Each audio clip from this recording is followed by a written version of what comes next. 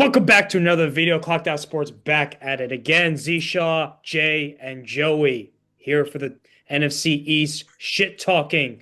All right, let's get right to it. Thanksgiving Day, the Cowboys are on a bit of a heater, which is hate to admit that, Jay, but they won 2 games in a row against the Eagles and the Chiefs. All right, Joey, 2 minute drill. Vent. What is going on with the Dallas Cowboys right now? Well, we're cooking right now. 2 weeks ago, I said we were going to beat the Eagles. It happened. Spotted 21 points.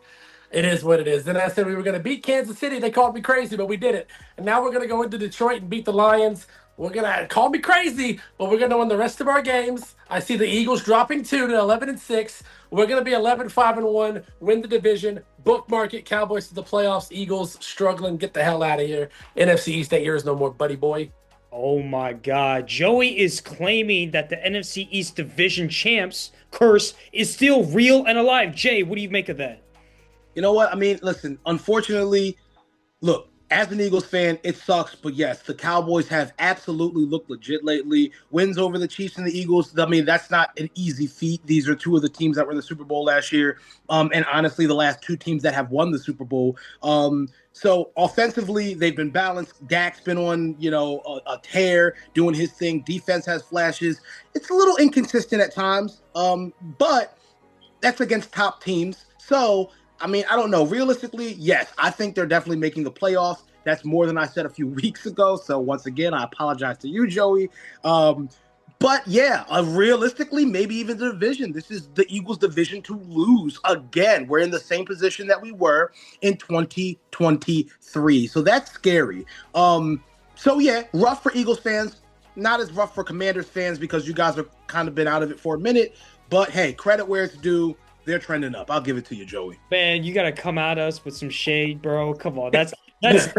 Wait a minute. I gotta ask you a quick question before we move on. What's up with your boy sitting in the damn press box instead of being down on the field with his team because he's hurt? We don't know. Okay, DQ and Cliff probably told him to be there because he was also sitting next to someone else in sweats that looked like a player. I don't know. He came down eventually. He did come down eventually. I did see that. He came down, but maybe DQ wanted him up in the press box to see the whole field from a different perspective, from a bird's eye view. It's a bad look, Z. It's a bad look. What do you mean that's a bad look? How's that a bad look? That's not leadership. You're supposed to be down there. That's not leadership. Even Deshaun Watson was on the sidelines coaching Shador and Dillon. Deshaun Watson's a piece of shit. Man, he's not wrong, man. You're right, but that doesn't mean he's a bad leader.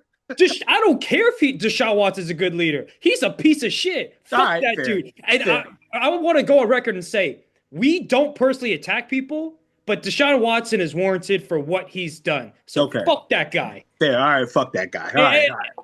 First of all, the Eagles legend, Zach Ertz, has repeatedly said Jayden Daniels is him, and he's a true leader. So we're gonna take it. Listen, I'll give Jayden, but it was a weird look. We were talking about it in the Discord server. For the Final Four guys, and I was like, why is he up in the press box like he's the owner? I'm so confused. I've never seen this. I've never seen it. I don't know. The only theory that I can come up with is that DQ and Cliff wanted him to see the field from a different perspective. That's what I can think of. Well, I will give you that he came down later. So, I mean, hey, that's cool. I just had to, I appreciate that, Jay. Throwing a curveball at me. But okay. So the Eagles lose on Black Friday. Joe, you must have been out of your mind. The Cowboys win, beat the Chiefs. You're eating turkey and mashed potatoes. Then the next day, you're out shopping. And would you know, the Eagles lose at home to the Chicago Bears. Jay, what is going on? We didn't just lose, Z. We got embarrassed. Okay? It's rough. It's just horrible. It's horrible to realize what we're dealing with. And there was a point where we had hopes and we were like high on it and we were like, yeah, we're going to get it together. But unfortunately, it's just, it's not looking good. The Bears was a redemption game. We let an ex-Eagle running back, DeAndre Swift, and a dude I've never even fucking heard of get 100 apiece on us on the ground. And, that's crazy. Listen, I've been saying it. Kevin Patullo needs to go. I had that rant a few weeks ago. The offense, it's just not sustainable. It can't go to the playoffs. Unfortunately, it's reared its ugly head over the past 2 weeks. Best case scenario, Howie Roseman, Jeffrey Lurie, they you move despite what Nick Sirianni says, and they get rid of Kevin Patullo and do something else. That is the only, and I repeat, the only hope for the Eagles going forward. Joe, you must be gleaming seeing the Eagles collapse like this. What's your take? I mean, at first I want to say I did call the Bears winning. You can ask Jay that himself. I did say the Bears were going to beat the Eagles, but I think it's a collective thing. That game specifically, I don't think it was just the offense. The defense did not look like they were the same Eagles defense from a few weeks ago. Like, it was just all around a bad game. The score is not as close as how the play looked on the field. The Bears dominated that game, and the Eagles got some things going in garbage time, and they scored when it really didn't matter most. But, I mean, at the end of the day, the Bears dominated them, and I couldn't be more happier. I hate you. I hate you with a passion. The Bears won the game in the trenches, and I thought the Eagles invest all their draft capital and money in the trenches, O-line and D-line. Jay, I just want to ask, it looked like Jahad Campbell wasn't playing much when Nakobe Dean came back. So what's going on there? I don't know. I know it's been a bit of a struggle with that because, we had injuries. We plug guys in. It's next man up. We get free agents. We do this. We do that. We use our young players. So I don't know. It just depends on who decides to show up more. It's going to really probably come in practice or those reps that each guy gets. Nakobe is from the Super Bowl team, so it's hard to just say vamos on him. But at the end of the day, Jahad Campbell is definitely going to blossom into probably one of the best linebackers in the league. So we'll see what happens. But I will say that, I'm excited for the Eagles defense going forward in the future, just not this year. Let me just ask before we move on. This is Sirianni's scheme. Would you agree with that, Jay?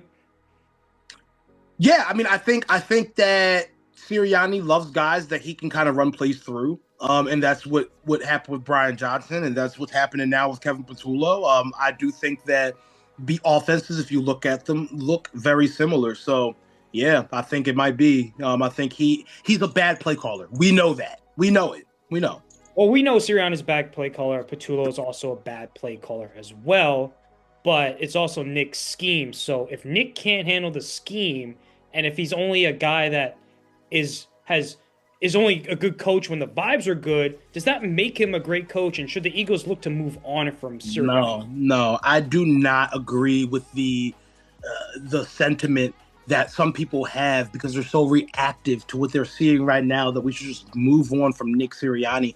Nick Sirianni has gotten us to 2 Super Bowls and he's won one. You don't move on from a coach like that. It's unheard of. It doesn't make sense. If Mike Tomlin, who we'll talk about later, can continue to be the coach for the Steelers for all the years he's been and their lack of success, then there's no reason why we should move on from a guy like Nick Sirianni. I mean, and that's historically bad going into next year at the end of this year. I don't see that happening at all. And even if that's the case, I still see them giving them some more time. Now, if we go into next year and it's bad at the end of this year, going into next year, and then next year's bad, then we'd be having that conversation. But no, not after the 5-year span we've just had. Absolutely not.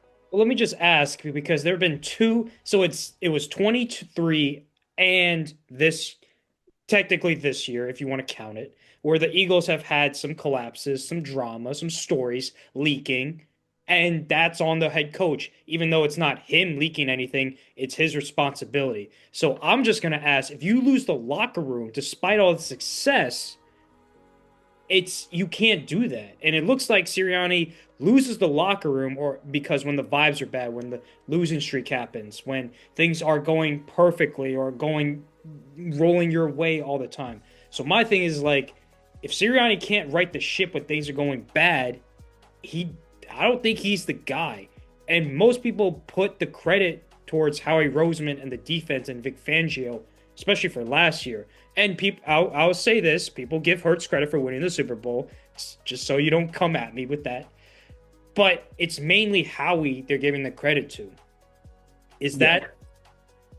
Am I being too harsh on Sirianni? I mean, once again, I feel like you can't, see the level of success. He's easily becoming the most winning coach besides Andy Reid in Eagles history. If he might already be there, I'm not 100% sure. But Andy Reid was also with us for a long period of time. So it just feels like, listen, he's a player's coach. We know that. And honestly, I don't know if he's specifically losing the locker room. I think that the locker room is in shambles for a lot of different reasons. And I think it's because we can't find any consistency on the offensive side of play calling. We just can't. I mean, it's been different we haven't had one consistent play caller for 2 consecutive years. I feel bad for poor Jaylen. I said it before because he can't find since college, he couldn't find any consistent play callers at all. You name one other successful quarterback who has that situation. Well, let me just go, because you bring up Jalen Hurts. There's so many videos of him missing Goddard on the seam, Devontae Smith on that slant. It seems like he thought it was zone, so he threw it where Devontae Smith should have sat, but Smith kept running. So who's to blame on that play? The onus is not off Jalen Hurts. The offense runs through him, especially with Saquon Barkley not being productive. So, of course, the onus, there's been wide open stuff he's missed. There's been guys he hasn't been, not hitting, just overthrowing or throwing behind a guy, stuff like that. But it's only really been this little span of time. If you really look at Jalen Hurts over the period of his career, he's been one of the most efficient quarterbacks in the league. Now, he doesn't really get his credit for that because people want to spend more time talking about what he can't do rather than what he can do. But I will say that right now, he is very much a part of the problem. I mean, everyone is, not just him, the receivers, the line, the coaching, all of it. It's a package problem. It's not on one guy. All right. Shall we segue into Mike Tomlin? This is the first time in history I've even heard of Steelers fans, the majority of them, chanting "Fire Tomlin," and they did that on Sunday against the Buffalo Bills. Now, let me just paint the picture for both of you. The Steelers have the most expensive defense in NFL history. The Bills didn't have their 2 starting tackles, and the Bills ran 250 yards down the Steelers' throat. No diddy. And they kept running the same play over and over and over again. TJ Watt even said, "I can't believe a team ran the same play over and over again with that much success. The definition of insanity is doing the same thing over and over and over again and expecting different results." Is this the time where Mike Tomlin finally loses his job, Joey? I say no, and I only say no because the Steelers historically don't fire head coaches. He's either going to have to resign or, they'll get a managerial position with the Steelers and they find a new head coach. They don't fire him. I think they should consider changing the coach. I know he's had successful, not a losing season in 17, 18 years, however long it's been. But he's done nothing except win, one Super Bowl, and that was with Bill Cowher's leftovers. He hasn't done it with his own team building, mechanics and whatnot. He's done nothing in 17 or 18 years to warrant keeping his job this long that he has. It's impressive that he hasn't had a losing season in 17 or 18 years, but I think it's time to move on from Mike Tomlin. Jay! Yeah, I mean, I think we all pretty much agree at this point because we've talked about it, Z. Given what Joey just said, we kind of are all on the same page. They actually chanted "Fire Tomlin" in the middle of the game. Insane. It might be his last season. It's crazy because he's been the face of the Steelers since I was a kid. As long as I can remember, this guy has been connected to the black and yellow. So, listen, coaching matters. Teams must, especially in this generation, must adapt to win. Tomlin refuses to do that. He's a big part of their lack of success recently. And it's just also a reminder that, hey, culture, strategy, they really define a team's success. So honestly, I don't know. I would say they should give him one more season, but I just feel like he's becoming one of those out of touch, old dudes, but he's not even old. So I don't get it. But yeah, I think they should move on. Listen, he's kind of like that Sean McDermott class where the game has passed him and he's not making adjustments. He's not a schematic wizard. It's just beat your man and win your matchup. Well, that only goes so far because you want to put your players in a position to succeed. Like when the Cavs came back down 3-1 to beat the Warriors, they picked on Steph Curry on defense. They were like, whoever's Steph Curry's guarding, we're going to pick on him because that's what is going to win us games. And the Steelers do not do that. My big thing is improvement, guys. Improve your life, health, financially, whatever it may be, because you can't be doing the same thing and expect to succeed. You got to change it up. And I don't see how Mike Tomlin has kept his job for this long. He's a millionaire, but he's never made adjustments or said, what's the problem? How can I fix the O-line? How can I fix the run game? How can I find a better quarterback or improve the passing game? Or how can I do different things on defense? It just hasn't happened. And I'm just like sick of seeing the same shit over and over again. I'm not even a Steelers fan. I have no dog in the fight. Right. So, but it's just frustrating to just see it from a personal view. It's like, bro, you're doing the same shit and it's not working. Right. As a football fan, it just sucks to see. Yeah. Yes, make an adjustment. Do something else, bro. Like, Mike Tomlin, your time is done. I don't have any sympathy or I don't feel sorry for him because he's a millionaire, right? He's going to be just fine if he gets fired. He'll be sitting on a beach next year. Yeah. All right. That's my 2-minute rant. Cooking or cooked? My guy, Austin Reeves, is cooking right now. That dude is on a heater. Undrafted out of Oklahoma. LeBron even mentored him, and no one thought he'd be this good. People thought he'd be a good third or fourth option for a championship contending team. He has proven himself to be the number 2 option on a championship level team. Yes, I know LeBron's still on the team, and Luka's number 1 clearly, but in terms of scoring, Austin Reeves is currently the 2nd option for this Lakers team. And the question was asked, should the Lakers move Reeves to get a big man and to win now? Well, in my opinion, the Lakers can keep Reeves for the future, and they can win this year. So, boom, there you go. Jay, who do you have? So I have an A and a B because I'm gonna stick with NBA. For number 1 and the number 2, I'm gonna give one guy from the NFL. NBA, I'm gonna say that I've been singing this guy's praises all year, and yes, he's from my whole team. Yes, I love him. Yes, Tyrese Maxey.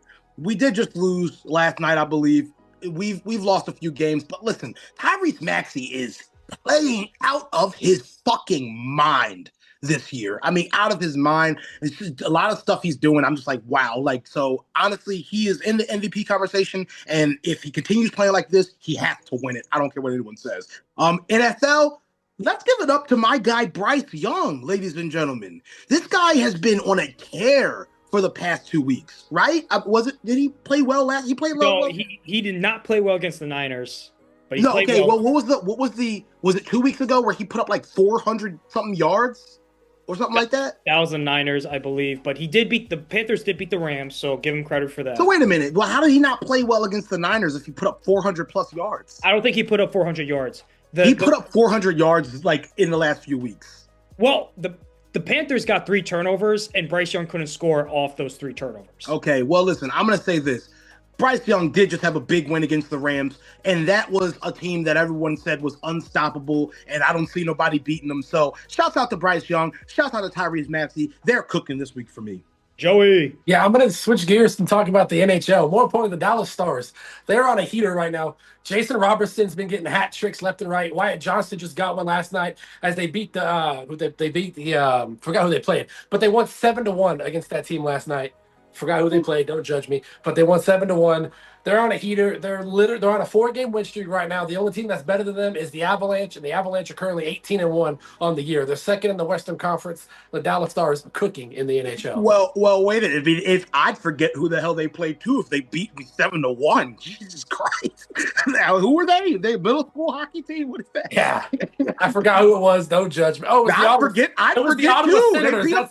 It was the Ottawa Senators. That's who it was. I don't even know who they are. They lost 7-1. They should be a team. Yeah, they beat them 7-1. It was nasty. I enjoyed it. All right. So, big news out of the college football landscape. This is going to change next year.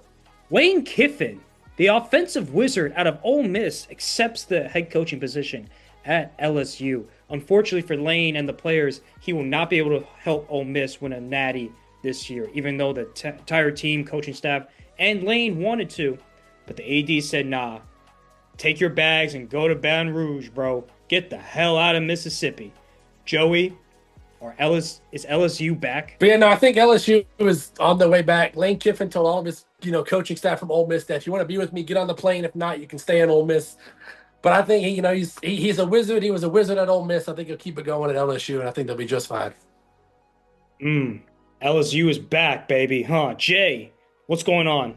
So listen, I think LSU is definitely that's a big addition for them. But I just want to point out the fact, like, why would he ever ask to coach Ole Miss into the playoffs after getting a job at LSU? Now I get it, huge opportunity, a better coaching job. I understand that, but that's a huge conflict of interest, right? I mean, the minute he signs with LSU, he stopped being the coach at Ole Miss. Period. You can't lead one SEC team while you're like paid to build another one. It just doesn't make any sense. Ole Miss players are supposed to be trusting him with the biggest game of their lives while he's already recruiting for their rival. It just doesn't make sense. So honestly, it was weird timing to begin with, because he's about to go to the playoffs. But I just feel like, hey, it's just weird to even ask that. It's not loyalty, it's chaos. It would never work. And in college football, December, we all know, is everything. Transfers, recruiting, staff building, everything happens then. So the moment, like I said, he took that LSU gig, priorities change, and that's fine, but you don't get to coach both teams. It just doesn't make any sense. I mean, Jay, you're right. He just, from a personal thing, he wanted to finish what he started. And this is the problem with the NCAA. These coaches can take a job in the middle of the season. This is the middle of the season for Ole Miss. And yeah. This is they're trying to win a natty. Most of these guys are not going to go to the NFL. This is it for them. This is everything they've been working towards. So it's just unfair for coaches, for the players, even for the schools to have coaches accept jobs in the middle of the season. The NCAA has to put their foot down, and we know they're corrupt. Okay, we know that they're a shit organization. But they need to put their foot down and say, okay, coaches, you can accept jobs after the season. It cannot be during, because this is not fair for the players. This is not fair for even Lane Kiffin. You take that job. You do. Because it's the money, it's the opportunity. But, you're trying to win a natty. What if Lane Kiffin never gets another chance, even at LSU, to win a natty? What if? This is immortality we're talking about. This is legacy. Yeah, they should make his start date after this, after his season's over with. This in the playoffs. Well, I mean, I think that's what he wanted to do, but I just feel like how it's set up just doesn't make sense. Imagine if, I don't know, imagine if, what's his name? The guy, Kevin Patullo, decides that, he gets a random head coaching job for the Washington Commanders, right? Before the season ends. Don't try to push Patullo onto us. Yeah, I wouldn't trust Kevin Patullo to lead us to the Super Bowl if he's already got plans to go to a division rival. It just doesn't make any sense. Plus, I think Lane Kiffin should have waited till after. Yeah, I mean, and honestly, but here's the thing: Lane Kiffin, he tends to leaves his programs in shambles, man. He's about to leave Ole Miss in shambles, dog. He was the best thing Ole Miss ever had. Yeah. And now he's gone. Yeah. Jackson Dart does not go to Ole Miss without Lane Kiffin. Yeah. Facts. This is LSU is about to be a dog next year. I can't even imagine the recruits, the transfers Lane Kiffin's about to pull to LSU, bro. Imagine all the Ole Miss transfers he's going to get, too. Yeah, he's probably going to get – I mean, he's a great coach, but like I said, if you choose a new program, you walk away from the old one, there's no playoffs, no exceptions, just no sentimental goodbyes. Just go do the thing. But, yeah, you're right, Z. They need to crack down on it. It's just ridiculous. You can't have that type of coaching inconsistency going into the playoffs. That's ridiculous. Jay, it absolutely is. It's not an offensive coordinator. It's your head coach. It's a head coach. You're a head coach, and he's basically the OC too. So the whole offensive side of the ball is gone. Offense is about to be fucked. It's they treat him like he's a consultant. Am I missing something?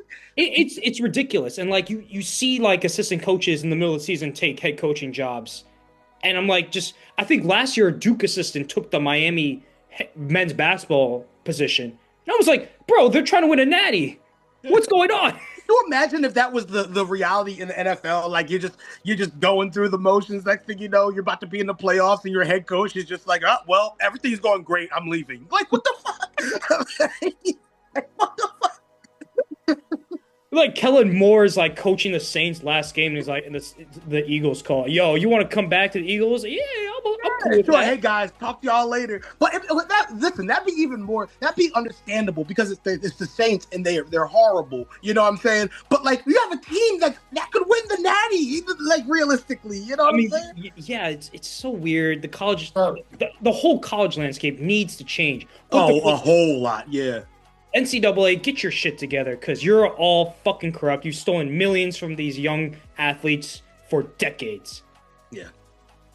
Okay. Oh, I just want to segue into something else, Jay. I saw this report. Kellen Moore and the Tyler Shook, Spencer Rattler offense, I think has like more total yards than the Jalen Hurts, Sirianni, Patullo offense or something like that. So basically it turns out, right, that like Kellen Moore is a better play caller than fucking Kevin Patullo. Oh my God. Surprise, surprise. Like, how does that make you feel though? Like, how does that make you feel as an Eagles fan? Well, here's the deal though. I'm gonna say this because I know we're about to run out of time, but I'm gonna say this.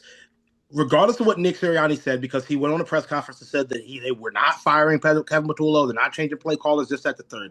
Howie Roseman and Jeffrey Lurie ain't trying to hear that fucking noise. There's some inside information that says Patullo could be out by this week. I'm serious. So regardless of what Nick Sirianni says, this is not his team. These are his players, but the team belongs to Jeffrey Lurie and Howie Roseman. And if they decide that Kevin Patullo is out, guess what? Kevin Patullo is out. Let me just ask. Who would do the play calling? Would it be Sirianni? We could either go. We can get Frank Reich because he's available for a consultant, and then call someone up from someone else. But it can't be someone that Nick Sirianni handpicks or a personal friend of Jalen Hurts like Brian Johnson was. Like, we can't have that. Frank Reich would be a great hire, honestly. He's a great offensive play caller, bro. He has ties with the Eagles too, so. Yeah, he was OC under Dougie P, so that'd be a great hire. But I'm praying Patullo stays. Please, Joey. Joey, you and I will manifest. He's staying. They're not going to fire him. Yeah, I hope Jayden Daniels stays in the Kevin press Patullo's box. That's family's Christmas. They're not going to ruin KP's Christmas and fire him before Christmas. No, that's not happening. Yeah, all that damage the Eagles fans did to his house, bro. He's got to pay that off. They're not getting out. Come on now. Wait, did they actually do that? They actually threw rocks at his house? It looked like it did.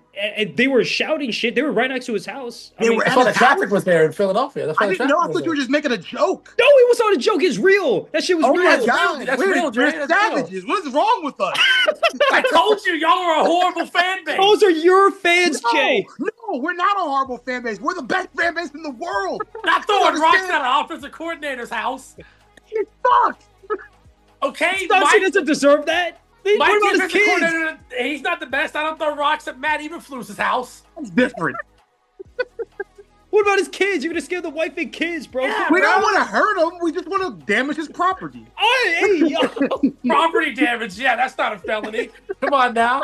Fuck felonies. We're from Philadelphia. What are you talking about? You Santa Claus. What you mean? Everyone loves Santa. Yeah, they beat up Santa Claus. We're from Philadelphia. You understand? This is Philadelphia. We don't give a fuck about snowballs at Santa Claus for crying out loud. Oh, they threw snowballs. He was a drunk Santa. He wasn't even a real Santa Claus. Jesus. Santa's not real. It doesn't matter. Down y'all fucking climb light poles and fucking break into freaking stores and everything. Have you ever climbed a light pole? It's actually fun. Okay, no, I'm not trying to. I'm not stupid. Wait, you did that last year when they won the Super Bowl? No, the first year. I think we did it again. We've greased the poles now. It's a part of our identity. It's a funny rib now. We literally have every time the Eagles are in the playoffs, we have around the city grease the poles. I just want to know how like depressed are Eagles fans right now, because they seem pretty. They seem pretty depressed right now. Here's the deal. I'm gonna say this. It sucks, but we just won the Super Bowl. I mean, what's the odds of going back to back? It's a really high hope to go back to back. So you can't be too upset. We're the reigning. According to your fan base, there was a lot of them that said that. I think, Jay, I thought you said that too. No, I didn't. You did not?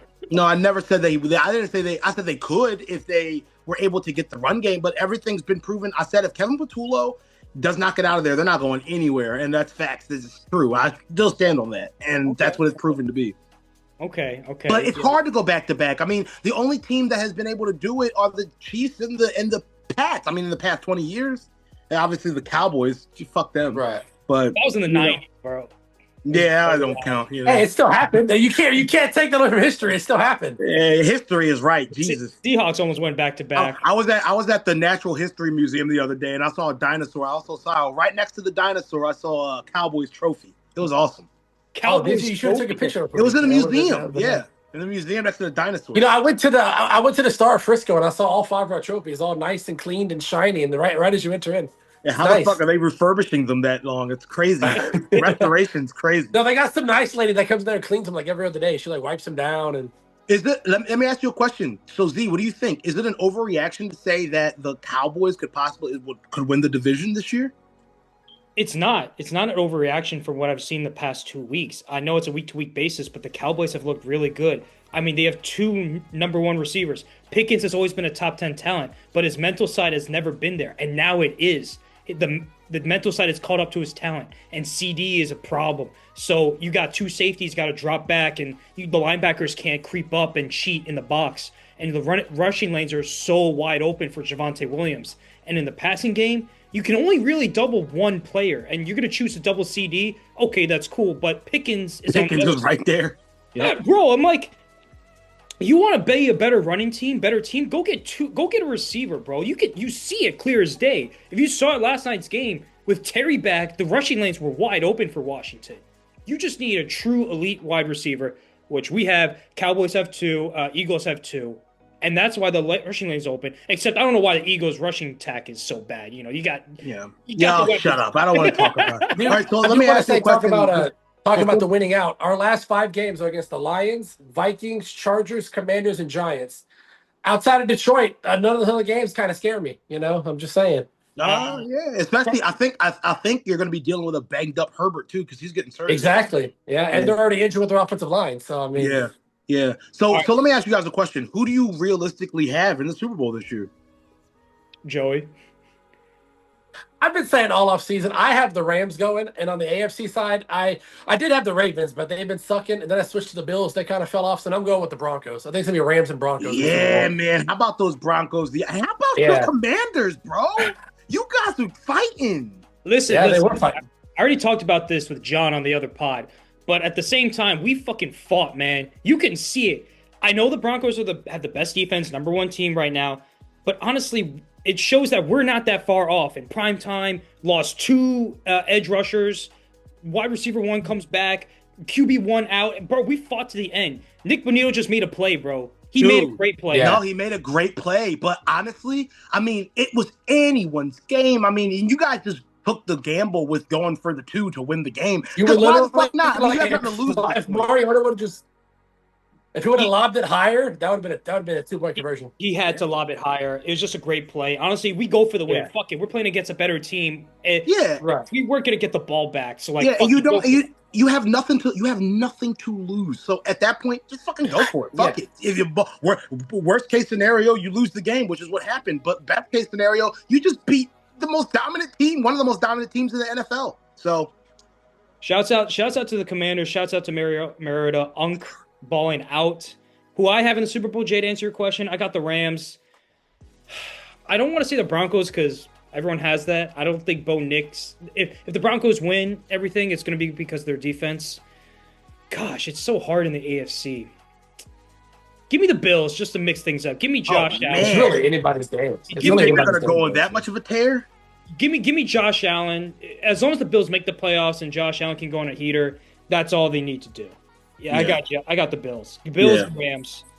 Okay. Thank you guys for watching so much. We are out of time, okay? But like, comment, subscribe. Let us know what we should talk about next down in the comments down below. I'm Z Shaw. I'm Jay. And I'm Joey. Stay clocked out, everyone. In the meantime, deuces.